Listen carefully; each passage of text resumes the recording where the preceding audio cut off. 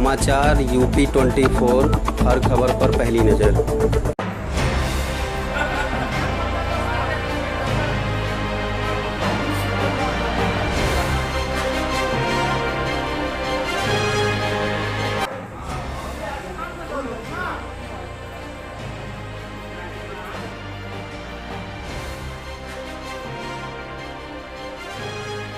महाराज जी यहाँ 1960 में आए जी जी।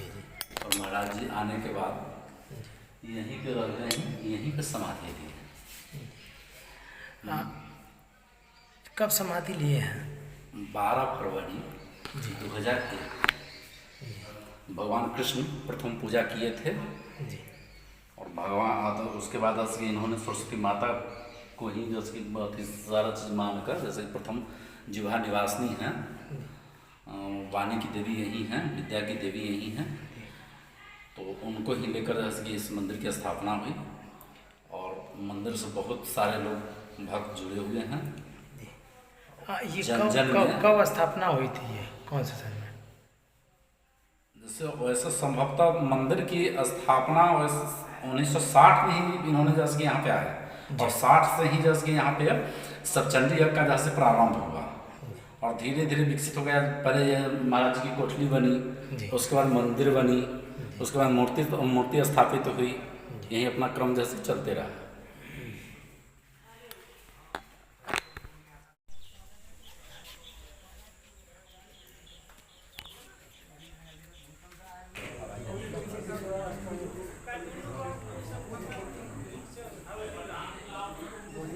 जी गुरु जी, अपना परिचय बताइए। जी ओम, मेरा नाम रामचंद्र सिन्हा है।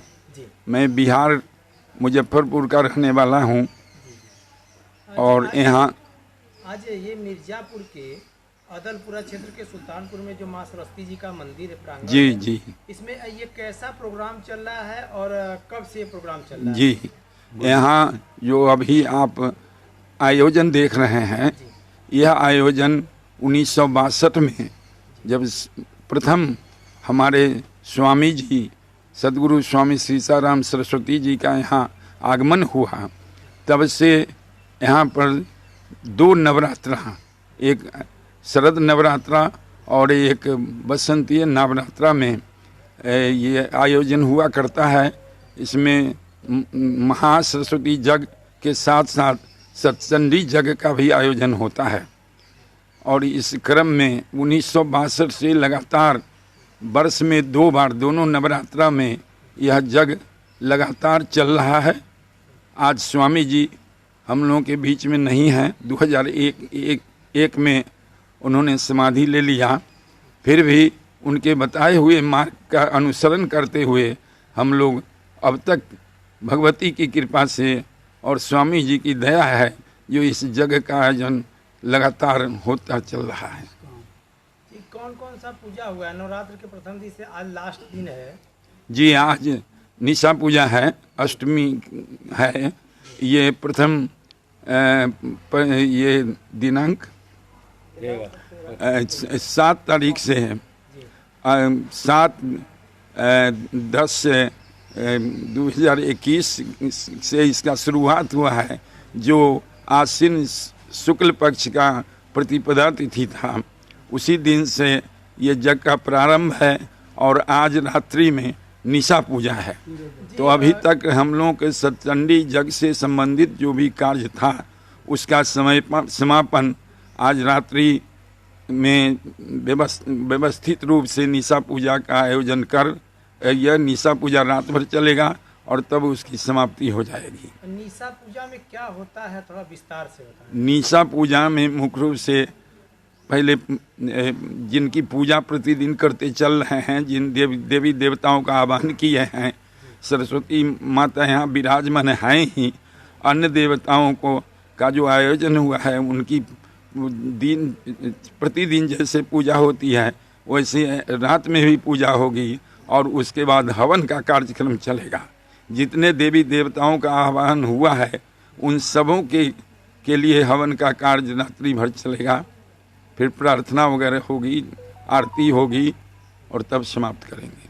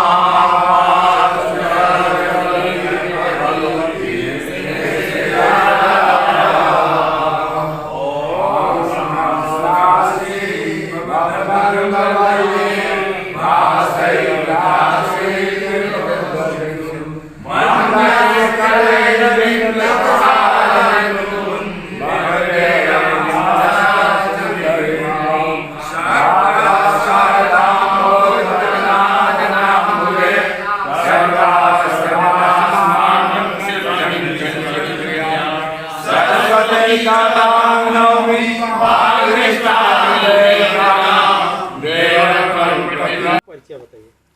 जी, मेरा नाम मृत्युंजय कुमार हुआ। क्या कहना चाहते हैं आप इस पूजा के दौरान?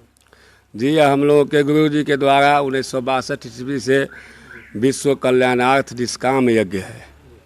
इसमें हमारे गुरु जी का उद्देश्य था कि हम संकल्प ऐसा लें कि बिना कोई अपना निजी उद्देश्य के विश्व के कल्याण के लिए एक यज्ञ हो। उसी क्रम में यह सतचंडी यज्ञ सह महासरस्वती यज्ञ का अनुष्ठान उन्हीं के समय से चल रहा है। हम लोग इस क्रम में तीसरी पीढ़ी हैं। इससे पहले भी कई लोग थे जिन लोगों को मैंने देखा भी, हम लोगों ने नहीं देखा है, कुछ लोगों को देखा है, कुछ लोग फिर जुड़ते हैं। हम लोग सभी लोग कई जगह से अपने अपने घर से आकर के यहाँ कलश स्थापन से एक दिन पूर्व आते हैं और आज निशा पूजा होगा। कल बीच करके परसों फिर हम लोग कलश विसर्जन करके उसके एक दिन के बाद हम लोग अपने अपने गंतव्य को फिर लौट जाएंगे। तो ये पूजा जो कर रहे हैं आपको क्या अपने इच्छा भाव से कर रहे हैं या कैसे कर रहे हैं? जी, हम लोगों का समर्पण है, हम लोग शिष्य हैं उनके। सरकार हमारे थे स्वामी सीताराम सरस्वती जी महाराज, वो 2001 में ही अपना शरीर छोड़ दिए हैं, लेकिन उन्हीं के द्वारा चलाए हुए इस विश्व कल्याणार्थ यज्ञ को हम लोग उस परंपरा को चाहते हैं कि जीवित रखें। हम लोग जितने भी उनके अनुयायी हैं, भक्त हैं, जितने भी लोग, सब लोग प्रायः किसी न किसी रूप में इस शारदीय नवरात्र हो या बासंतीय नवरात्र हो, इसमें सब लोग आ ही जाते हैं। कोई लोग यज्ञ पर बैठते हैं, कोई लोग ऐसे भी आते हैं भाग लेने, कोई 1 दिन के लिए, कोई 1 घंटा के लिए, कोई 10 दिन के लिए, जिनका जैसा शेड्यूल है वे आते ही हैं। तो आपके द्वारा या आपके पूरे सभी लोगों के द्वारा कब तक ये पूजा करने का संकल्प लिए हैं? जी, जब तक हम लोग सकेंगे, जब तक भगवान चाहेंगे, जब तक गुरु जी की दया होगी, और हम लोग चाहेंगे कि हम लोगों के बाद अगली पीढ़ी भी इसको अनवरत अनंत काल तक चलता रहे, जिससे हम लोग अपने गुरु जी के प्रति जो भाव है, उनके प्रति जो समर्पण है, वह विश्व के मानचित्र पर रखे, लोग इससे लाभान्वित हों, धार्मिक वातावरण हो हम लोगों के परिवार में, हम लोगों के समाज में। बस यही उद्देश्य है।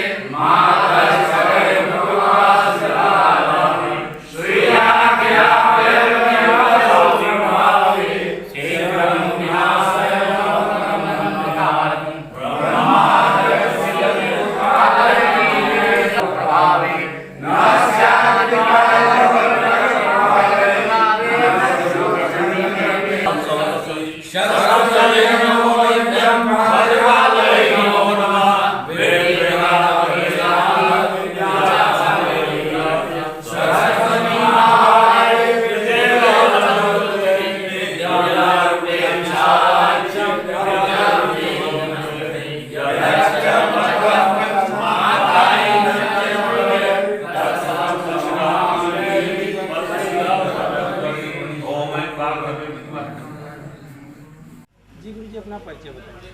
पप्पू कुमार। जी जी, ये यहाँ आज माँ सरस्वती जी के प्रांगण में मंत्रोच्चार के साथ नवरात्र के महीने में पूजा हो रहा है। इस पे क्या कहना चाहेंगे, क्या प्रकाश डालना चाहेंगे?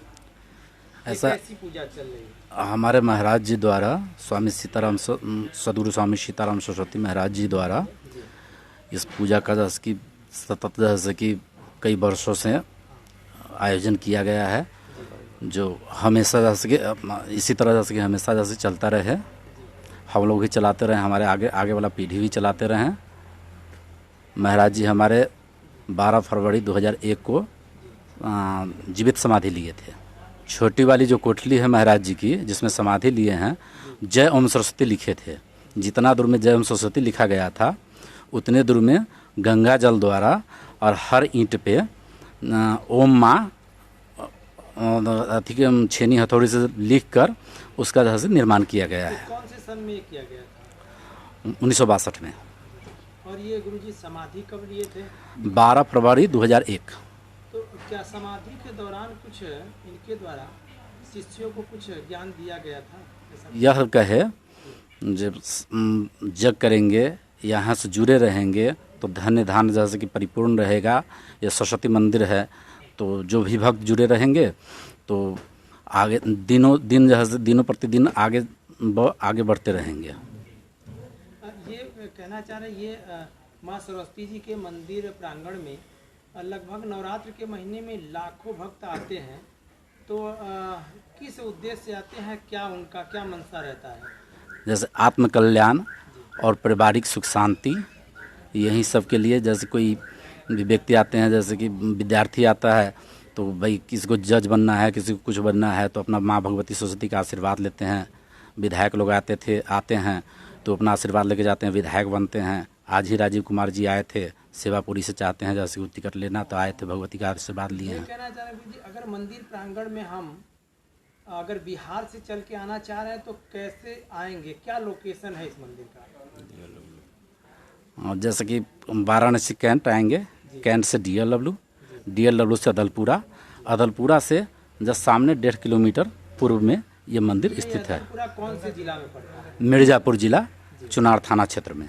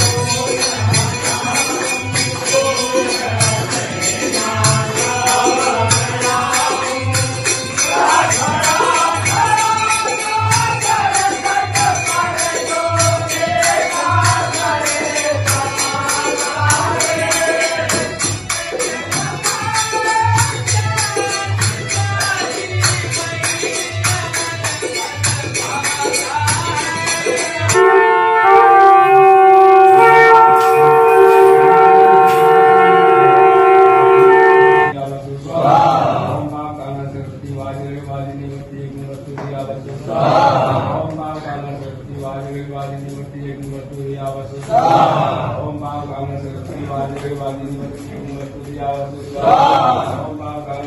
ओम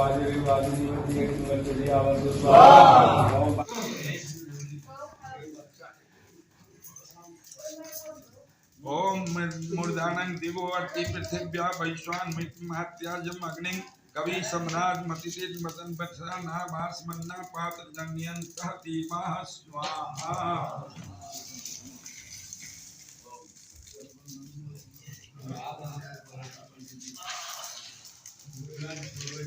नवरात्र के महीने में ये आज पूजा पाठ हो रहा है, क्या पूजा और पाठ, पूजा क्या होती है? पूजा माने किसी को खुश करने का एक तरीका है। तो शास्त्र कहता है कि देवं भूत्वा देवं यजेत, देवता बनकर ही देवता की पूजा होगी। तो अगर मैं सरस्वती रूप से उसकी उपासना करता हूँ तो मुझे सरस्वती होकर ही सरस्वती की उपासना करूँगी। तो सरस्वती क्या होता है अब मुझे जानना होगा। उसकी परिभाषा है कि सरो ज्ञानं विद्यते अस्या असौ सरस्वती, माने समस्त ज्ञान जिसमें विद्यमान है वह वही सरस्वती है। माने विवेक से जो हम कदम उठाते हैं जीवन में सही कदम उठता है हमारा। क्या है कि अंग्रेजियत भी पढ़े हैं तो कहता है man is a rational animal, मनुष्य विवेकशील प्राणी है। तो विवेक जिसी समय हम खोते हैं हम एनिमल रह जाते हैं। तो ऐसा न हो कि तो हम कोई भी कदम जब उठाना हो तो विवेक से जरूर।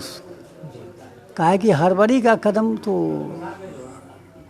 गलत उठेगा ही, इसलिए विवेक से विचार कर कोई भी कदम जीवन में उठावे आदमी तो उसको हर कदम हर जगह सफलता ही मिलेगी।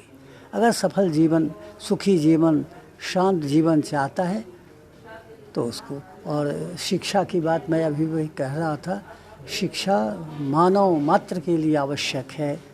इसलिए हम यही कहेंगे कि सब लोग कम से कम अपने अगर न भी पढ़ सके तो अपनी अगली पीढ़ी को ज़रूर शिक्षित करें, जिससे कि उनका समाज अगला वही ना आगे कर्णधार है हमारे देश का। इसलिए देश का भी अगर उद्धार कल्याण चाहते हैं तो हमें आगे के जनरेशन को शिक्षित तो करना ही होगा। शिक्षा की देवी क्यों कहा जाता है सरस्वती माता जी? सरस्वती उनको ब्रह्मानी भी कहा जाता है। तो ब्रह्मानी माने ब्रह्मा माने जो सृष्टि की कला जानता है, जो सृष्टि करता है। तो चूंकि सृष्टि मैथुनी सृष्टि अभी चल रही है तो माता रूप में वहाँ सरस्वती ही, और जिसको हम गायत्री भी कहते हैं। तो गायत्री इसलिए कहते हैं कि वो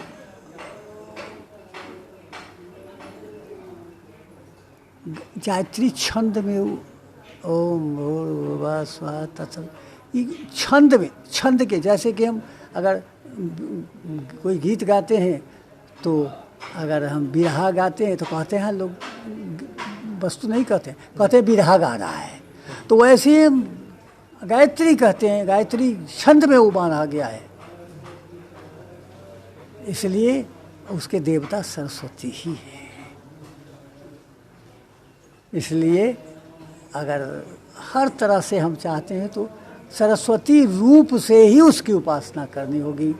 क्या है कि अब जितने भी ज्ञानी हो गए हैं, अब सबका इतिहास देख लीजिए।